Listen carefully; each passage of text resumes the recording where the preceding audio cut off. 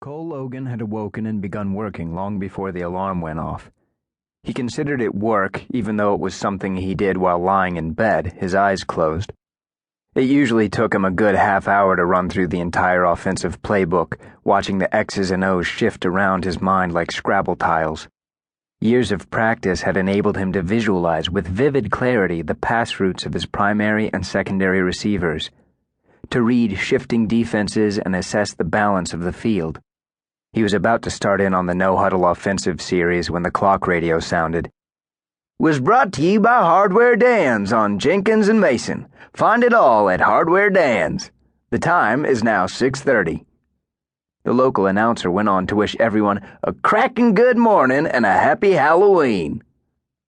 Halloween? So it was. He had forgotten about it until that moment. The holiday was just another thing that had faded into the background over the past few months, when he'd had little time to think about anything other than the X's and O's. We can expect more clouds, with temperatures much cooler than yesterday. Highs in the upper 40s with late afternoon thunderstorms likely to hang around through the evening. Gonna be a sloppy night for football, folks, so remember to bring... Cole clicked off the radio, flung away the sheet, and came up off the mattress on the floor. His knees and ankles creaked as he rose onto his toes and stretched his arms toward the ceiling. He rotated his throwing arm until blood flowed into the gravelly joint.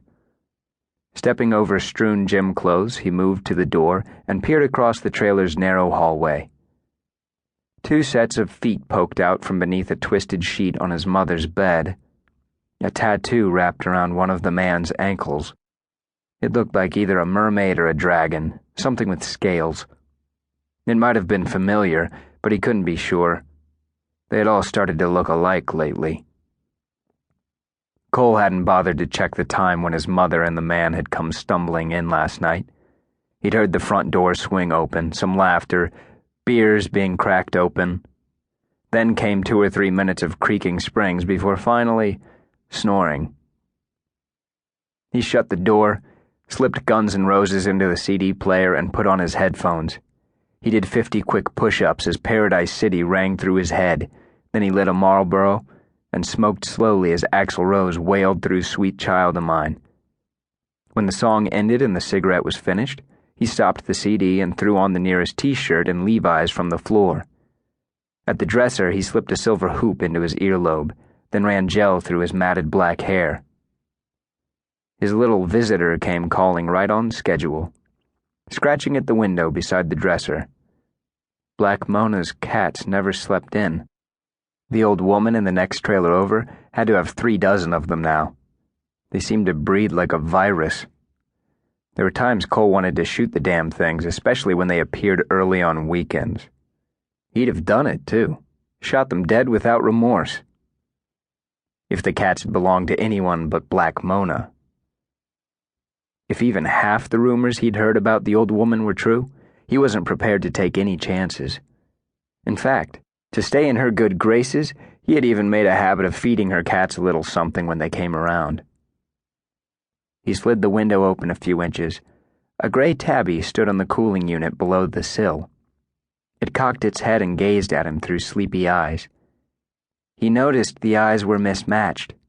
One was coal black, the other crystalline blue. A plaid collar hung from its neck with a tarnished copper name tag that read, Koodles.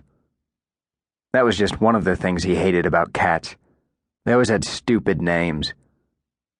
Koodles blinked, stretched, yawned, and purred expectantly. Cole took mercy. Knowing he would surely come to regret the dependence that would follow, he tossed out what remained of last night's bologna fold-over from the paper plate beside his mattress. The cat tucked in without so much as a sniff of inspection. Cole slid the window closed and checked himself in the mirror. He'd take shit for it from school faculty, but he decided shaving could wait one more day. For fear of waking the sleeping couple across the hall, he decided that brushing his teeth could wait too. He smeared toothpaste over his teeth with an index finger, then grabbed his boots and leather jacket. He tiptoed through the trailer, took a pint carton of milk and a Pop-Tart from the kitchenette, and crept out the front door. The rain-soaked Killington daily was puffed like a sponge on the front step.